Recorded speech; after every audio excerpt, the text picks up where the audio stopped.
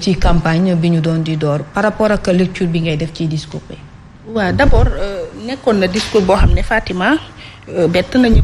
ndax soo xoolee c'est dans la journée du vendredi ci la ñu yëg ne président dina wax ak taskatu xibaar yi mu doonoon lu ñu bett après bi ñu gisee tamit déclaration yi mu def nangu nañ ne c'est le président qui a parlé c'est pas un partisan qui a parlé mais le président de tous les Sénégalais il a en tout cas porté les habits d'un président de la République mu nekk lu am importance et message bi mu joxe mooy pour ñu def campagne bi dans le calme et la sérénité loolu aussi am na solo parce que acteurs politiques yi il faut ñu xam ne la politique c'est un débat d'idées c'est pas un débat de force c'est un débat d'arguments et loolu bu ñu ko prévaloir rek normalement violence warul mën a am parce que ñii di voter di électorat bi ñoom ci ay idées ak ci argument nga leen war a mën a captiver normalement monsieur Kane mais du ci par la force wala ci leneen et je pense que loolu su ko wootee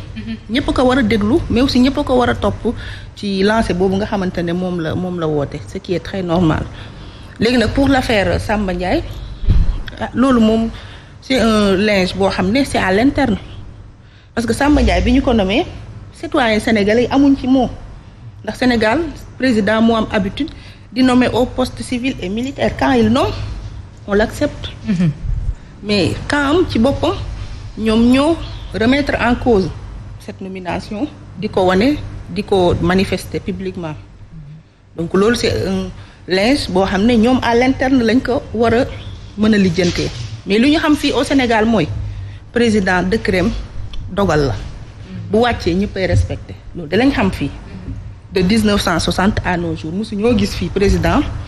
xëy di indi dogal def décret nit ñi taxaw ne ko dindiwaat ko nu mu gën a gaawee mosu fi am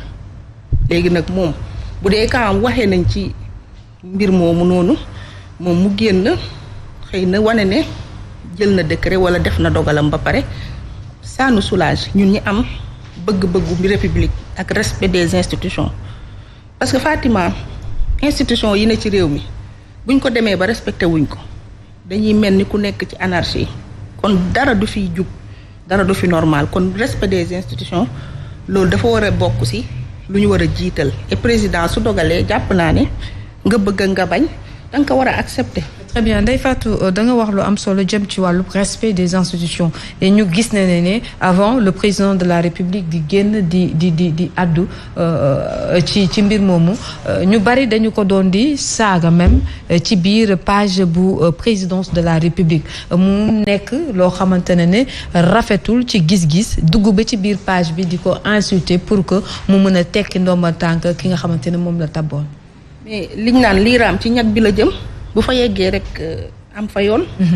réseaux sociaux yi yàgg nañu wax ni nañu seetaat langage bañ fay utiliser. nañu xoolaat insultes yi ñuy def ci réseaux sociaux yi yàgg nañ ko wax parce que toog ci sa clavier saaga loolu dafa yomb léegi nag loolu ñu yàgg ñaawlu ak a métitlu te kenn amu ci woon saafara tey jii moo dal président parce que bu demee ba moom président mu def ñuy dugg ci page présidence di fa saaga loolu. c'est à l'État de prendre ses responsabilités parce que le président bu dul dara sax c'est une institution nekkul nit koo xamante ne dañoo war a jël kàddu yenn yi di ko yëkkati ci jëmmam parce que c'est le premier des Sénégalais léegi nag loolu moom ñoom ñoo ko war a lijjanti mais président da cee mujj rek mais yow man parce que mbir mi ci suuf lay jógee ba dem ci kaw citoyen bu fi mënti wax boo xoolee des commentaires ay saaga lañ la siy tegal ak ay dénigrement lu ne loolu yàgg na fi Fatima depuis un bon bout de temps dans l'espace public sénégalais tey jii nag président daf si doog a jot du le moment de sévir parce que aussi réseaux sociaux bu ñu nee boulevard la ñëpp a fa dajee mais c'est pas une raison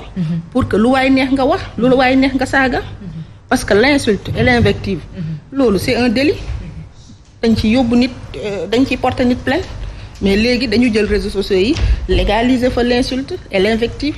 alors que warul demee noonu dans une société organisée. donc pour man ce qui s'est passé loolu suite logique la parce que lu ñu bàyyi la muy raam di màgg ba dem jëm kaw yegg nag ci ki njëkk ak ki gën a kawe ci wàllu jiitu àdduna muy njiiti réew mi pour man loolu ba mu jaaree ci citoyens yi jaar ci kilifa diine yi jaar ci kilifa aada yi jaar ci leader d'opinion yi jaar ci homme public wala femme publique yi léegi nag mujj na ci président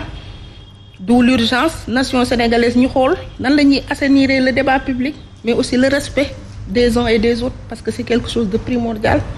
loolu pour man loolu mooy l'enseignement qu'il faut en tirer et jàpp naa ne l'affaire Samba Ndiaye ñun les républicains amuñ ci commentaire xëy na des partisans ñu xëy pour remettre en cause cette nomination du président. Très bien, remettre en cause cette nomination du président ba tax na tontu na ci alors monsieur Lo ba tey ci li nga xamante ne moom moo jëm ci le président de la République ginnaaw bi mu janook ñi nga xamante ne ñoo di askanu Sénégal indi na ay tontu ginnaaw ba ñu ko demandé li nga xamante ne moo di mbirub Samba Ndiaye bi ñu bari ci biir parti bi Pastef bëgg ñu tekki ndombal tànkam ba ci le premier ministre di njiital parti Pastef parce que waxoon na ci page am que ne dinañ indi ay correctifs ci li jëm ci nomination boobu. Bon, d'abord le président de la République ñu koy encore souhaiter mu am un bon séjour foofu mu nekk discours bi niñ ko jàngatee mooy discours bu calme la bu dal la c'est un discours où dafa jël une posture supérieure et c'est extrêmement important wax ak njabootam wane ni Sénégal yëpp la njaboote wane ni véritablement amul exclusion bu muy def ci dara ak ci kenn ak ci lenn loolu c'est la posture d'un homme d'État qui doit être au-dessus des petites querelles donc man bu doon sama sago sax dafay yem foofu c'est-à-dire au fond c'était pas la peine ñuy poser une question yi mais quand même on a posé des questions sur Samba Ndiaye nomination et cetera bon ni mu waxee noonu la il est le président de tous les Sénégalais mën na nommer ku ko neex poste bu ko neex c'est à lui de voir est-ce que war na nommer Birame Khoudia wala waru ko nommer maintenant réaction yi nga xam ni ay patriotes am nañ ko ça montre tout simplement que nous sommes dans un parti démocratique c'est-à-dire nekkuñu parti dictature bu nga xam ni président bu waxee pour des privilèges ou pour des prébendes les gens abordent dans le même sens wala bu jëlee décret les gens abordent dans le même sens moom wax na ko ci biir waxam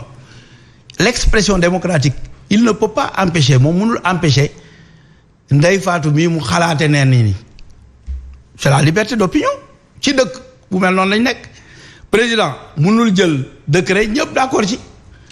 ki ci d'accordul démocratiquement mën na wax ni d'accord ci nit sax mën na dem ba ni bu doon sama sago mu dindi ko mais tout revient